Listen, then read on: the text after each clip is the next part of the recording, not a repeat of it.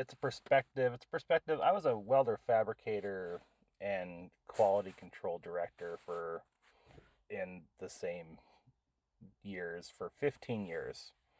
And my first job, I was 21, 22 years old. And I was in my hometown and I was building bridges. And right out of the gate, I failed my weld test.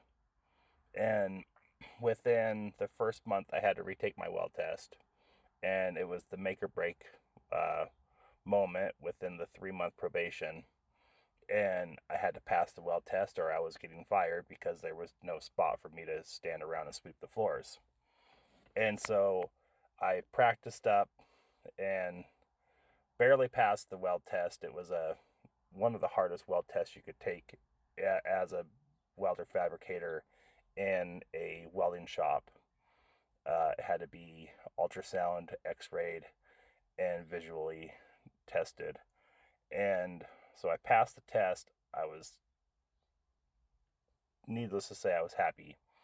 And then I was put on to fitting and layout, and then I went into welding. Well, my foreman who was training me, he got put into the field, and then the assistant foreman was like, "Hey, do you remember how to do this?" I was like, "Well, I got showed how to do this like one day."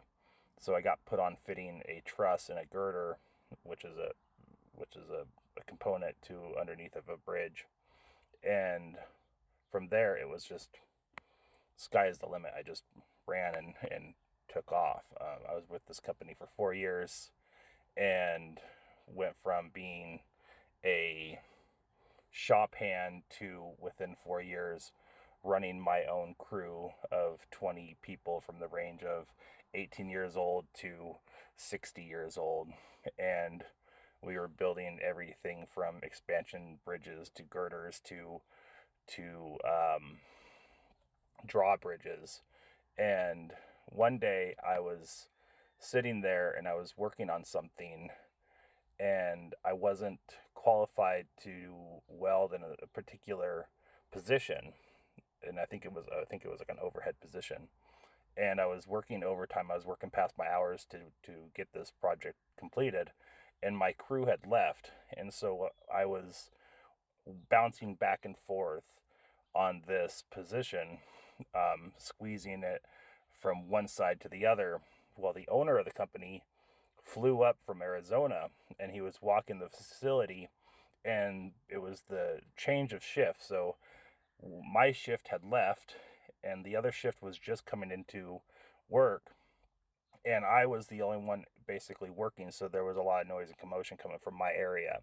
And so he was kind of walking around and breezing the area, and he saw me doing what I was doing, and he particularly got angry with me and started screaming at me because of the way I was doing things was slightly incorrect. And he started screaming and profusely, like calling me some derogatory terms and calling me out. And then he screamed over for the shop superintendent and the foremans to come over and ask what the fuck I was doing and why I was doing it somewhat incorrect.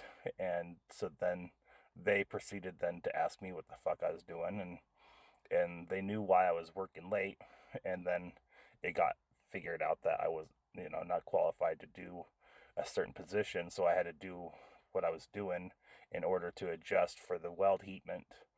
And so then shortly after I got qualified to weld in the position. But it was about a year or so later that individual, the owner of the company, and two or three others died in his personal plane crash in my hometown when they were flying up for the Christmas party. So sadly enough, the company uh, fell through, closed the stores, and the mother of the company still remained open in Arizona. And about 6 years or so later, I ended up, when as the quality director of another company, got flown out to a welding seminar over in Baltimore.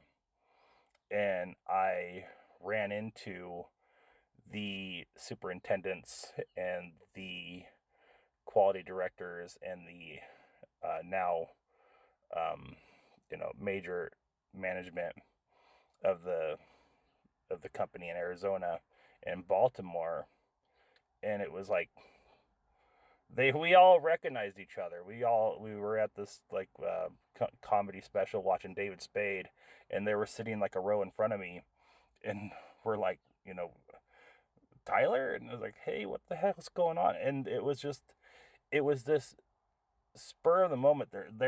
They were honestly like, if you want a job, you always have a job with us. We love your work ethic. We love your positivity. We love what you did for us, and you are always welcome back. And I will always be forever grateful for that first experience that I had for that company and what they did and what they taught me about quality management and seeing production at that high level of quality and having that connection of